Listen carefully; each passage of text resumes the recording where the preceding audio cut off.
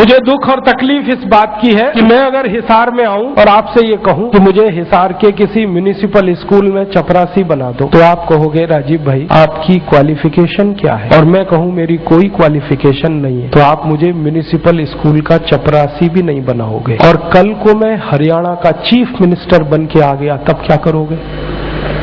उसी zero qualification पर मैं हरियाणा का अगर चीफ मिनिस्टर बनकर आया तो आप मेरे गले को मालाओं से लाद दोगे और जिंदाबाद इतनी करोगे तो सारा शहर बहरा हो जाए। ये विडंबना है हमारे देश की। जिस व्यक्ति को मिनिमम क्वालिफिकेशन के आधार पर किसी स्कूल का चपरासी नहीं बनाया जा सकता, वो व्यक्ति मुख्यमंत्री हो सकता है, राज्यपाल हो सकता है, प्रधानमंत्री हो सकता है, राष्ट्रपति हो सकता है। विडंबना इस देश की पता है क्या है? जिस व्यक्ति ने जिंदगी में कभी खेत में हल नहीं जोता वो कृषि मंत्री। सालों साल इस देश में शिक्षा मंत्री ऐसे लोग रहे जो कभी स्कूल नहीं गए पढ़ने के लिए। मैं बस नाम नहीं ले रहा हूं, बाकी आपको सब पता है। इस देश में एक व्यक्ति ने जिंदगी में कभी चाय की दुकान नहीं चलाई, वो देश का वर्षों वर्षों वाणिज्य मंत्री रहा जिसने दुकान नहीं चलाई कभी। फाइनेंस का जिसको ABCD नहीं आता वो सालों साल इस देश में वित्त मंत्री रहता है। जिसने कभी अपने बेटे और बेटियों को भारत की सेना के लिए भेजा नहीं कुर्बान होने को, वो देश का रक्षा मंत्री हो सकता है। और जिसको अपनी रक्षा करने के लिए सैकड़ों जवान लगते हैं वो देश की क्या रक्षा करेगा? सोचो आप। जिस व्यक्ति को जिंदगी में कभी विज्ञान और तकनीकी का अंतर पता नहीं है वो साइंस और टेक्नोलॉजी का मंत्री हो सकता है, और जिसको इनमें से कुछ भी पता नहीं है वो प्रधानमंत्री हो सकता है। इससे ये विडंबना है हमारे देश की।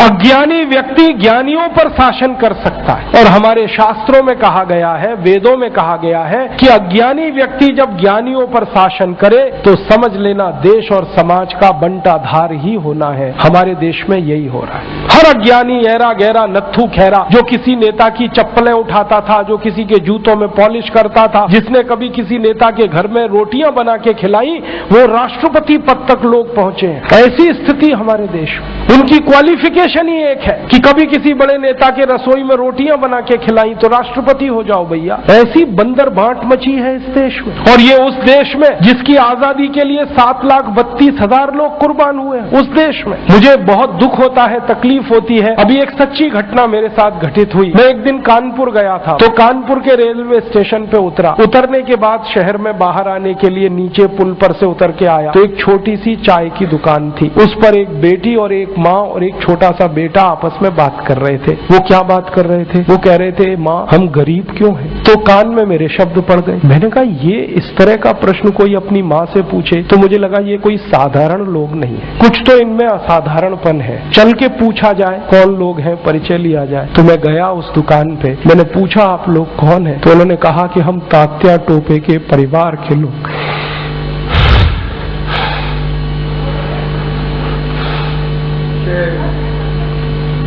हमारे देश में तात्या टोपे के परिवार के लोगों को चाय बेचनी पड़ी और गद्दारों को सिंहासन मिले,